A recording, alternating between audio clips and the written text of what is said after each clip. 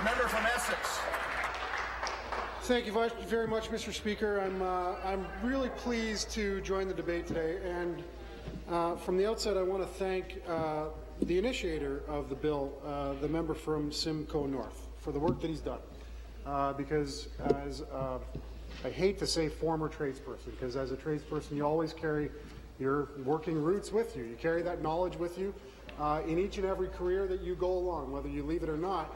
The things that you learn add to your knowledge base and hopefully make you a better worker and a more productive worker. So I want to thank him for, I think, touching on some of the real concerning issues that have come out of the College of Trades. Number one, the consultation process. It has been a mess. It was our hope from the outset, and I heard one of the members from the opposition talk about various trades or various unions that have come to a new realization, and that is true, because we all had hopes from the outset that the communication strategy would be clear, would be direct, and would show the mandate quite clearly under the college. What you're going to get for sometimes the money that you're paying, and what you were going to get for that type of representation. That has clearly not been done. As we see today, those who are affected by or involved and encompassed under the umbrella of the college now still have no idea about what it will do for them and what it can do. That's a complete failure in the communication strategy, not unlike we've seen through other entities that have been governed by this Liberal government. Number two, the other thing that other things I would like to touch on. So I want to tell those who are here today, so I am a member of the Labourers Union Local 625 LIUNA in Windsor, and proud to be a construction worker. I spent nearly 10 years in the field in the heavy sector, building bridges and sewers and overpasses and culverts and trudging through the mud and different job sites that were always exciting, provided me with a really great career, one that I could, in a union environment, one that I made a great wage at, one that I had wonderful benefits working at, one that I knew that I was safe because of the training that I got through my union, one that I was able to raise a family on. And my union dues were certainly a small percentage of what I got back in terms of representation. That connection between what I got for being a union member and what I had to pay was very clear. It afforded me my first house with my wife, my first car, the ability to have 2 kids, and to not worry about paying the bills. I can easily make that, and I will always make that argument for anyone who's questioning whether they should be a unionized member or not. It's worth it. It certainly was for me. But is it worth it to be under the umbrella of the College of Trades? For some compulsory trades, I would say yes. That the regulation side of it, the enforcement side of it, specifically the fact, I have to touch on this, the fact that your ratios under the apprenticeship are taken out of ministerial purview. Here's why I support the concept of the trades, or of the College of Trades. Because in our sector, in the construction sector, those ratios are set through dialogue, through communication between union representatives and our contractor partners. They do it through local apprenticeship committees. They negotiate what the ratios are, dependent on labor market demand. So if there's a lot of work going on, then maybe they can take on some new apprentices. But I can tell you, by and large, the demand from our contractor partners was minimal in terms of wanting or needing to take apprentices on, because their jobs are time sensitive. They need high productivity. They need to know they're going to get it right and get it done fast, right, on time, on budget, and safely. And that's what we were able to not provide, not invoke, not direct, negotiate. That's what we did there, and it works. That model under the College of Trades is one that I believe in. Through consultation with those in the industry, those, whether they be executives or business folks, and those on the union side, come to a dialogue in a dynamic way, in a flexible way, and always make sure that is a moving target for them. Where I come into real direct conflict with the PC plan is that, of course, yeah, they're pointing out some of the failures of the College of Trades, and I will agree with many of them. But there's no plan to replace it with anything else. The other thing they're doing, and you hear it quite clearly, is they want to go to a 1-to-1 ratio across the board. 1-to-1 for all trades, all sectors, 1-to-1. I'll tell you, there's lots of people who are protesting the College of Trades. There will be triple, quadruple the amount of journeymen who are going to be in here protecting their careers. Because they put, and you here, you who are journey people, have put years in the field. And you're not going to want to compete. You can't compete, nor should you deserve to compete against apprentices. You're there to train them, you're there to get them into the job, but you shouldn't be competing with them, and that's what this motion is going to force you to do as journey people. Now, as a member of LIUNA, I brought in our training delivery model. Just to remind the member from Essex that he should be going through me and not talking directly to the crowd. Thank you. I apologize, Speaker. I brought in the training delivery model for LIUNA, where we initiated our construction craft worker apprenticeship program, level 1, level 2, as well as pre-apprenticeship program, which is a gateway into the apprenticeship program. It's been incredibly successful. We have a 95% retention rate and success rate. It's a wonderful program that I'm incredibly proud of. Speaker, it's a model that actually works, and one that I think the college should learn from and apply to.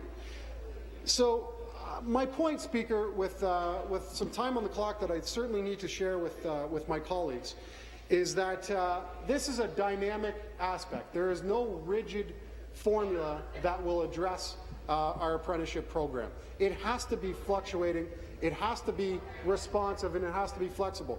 I want to talk about the fees. We have, here on the NDP side, we have a real problem with the fee structure and the communication of the fee structure. We don't understand how a hairdresser who doesn't have the ability to make as much money as a journey person electrician does, can afford that measure of a membership fee. We think it's inadequate. We think it actually is a hindrance to their careers. So we certainly need that to be addressed. And I think that's a practical, logical thing that anyone who's discussing apprenticeship, the apprenticeship issue in the province, should be talking about. How do we make it affordable and provide value? What we see on that side is what we've seen on this side, a one-size-fits-all model. And, Mr. Speaker, I am not in favor of that. I'm not in favor of a one-size-fits-all. I'm in favor of a scaled model. If you're making $30,000 a year in your career as an apprentice or as a journey person, you shouldn't have to pay the same membership fee as someone who has the ability to make $120,000 a year as a journey person. That doesn't make sense to us at all. So this is an issue that can be addressed through the ministry. It should be addressed through the college, but yet their communication strategy has been lacking, absolutely opaque in the process. Speaker, the opposition, again, I think it was the member from Simcoe North that talked about membership or voting for the boards of directors, and I agree wholeheartedly that if you're a member, you should have the ability to vote. I think that structure works. I'll tell you why I think it works, because as a union member, I get to vote for my union leadership, the ones that you want to dismantle, that process that you want to dismantle. So, if you think you like membership fees or you think you like the voting, the democratic process, please understand that in labor unions, in trade unions, that is a democratic process. You call them union bosses. I call them duly democratically elected officials that represent us. Speaker, Obviously, there's a hard-lined approach on both sides here. There has been a failure in the implementation of this college. We agree that this should have a whole lot more oversight on it and a whole lot more direct involvement on the government side. But it should happen through dialogue. It should happen through a clear process, not a top-down approach. What I want to tell you about, I want to get back to the ratios. The thing that the college does is it takes the decision to change ratios or to make ratios. Speaker, I'm talking right directly through you, not to these good people here. He can't even hear me. It takes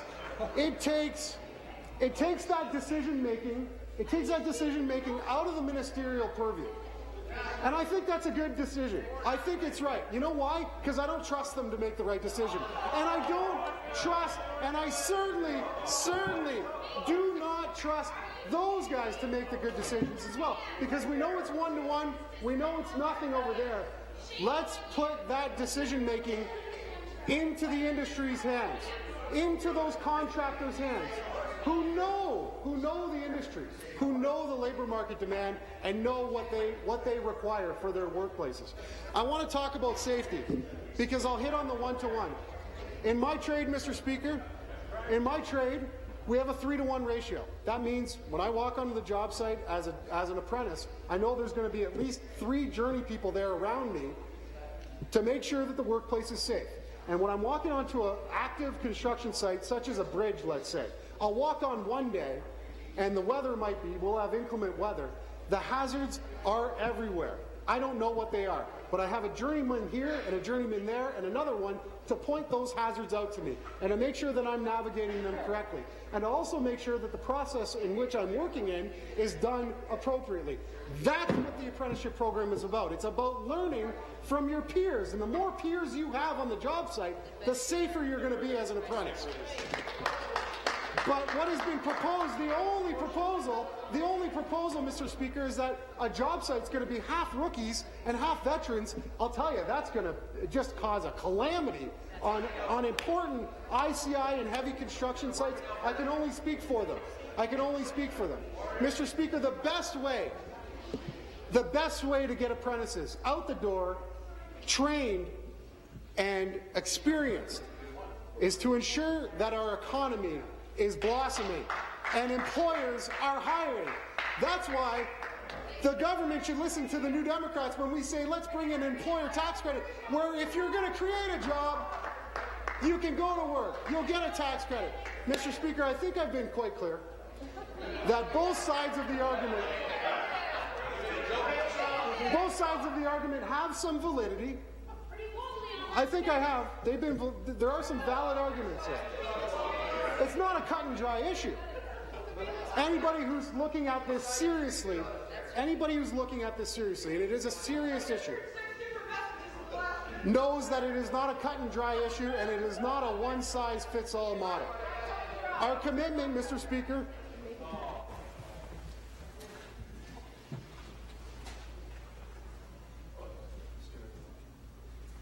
continue. Thanks, Mr. Speaker. Our commitment is to make the process better, to work with all parties involved, to work with the contractors, to work with the apprentices, to work with the journey people, and to work with our safety experts and our industry experts to make sure that this system works. We're committed to doing that. We will do that on an ongoing basis, Mr. Speaker, and I thank you very much for the time and attention today. Thank you.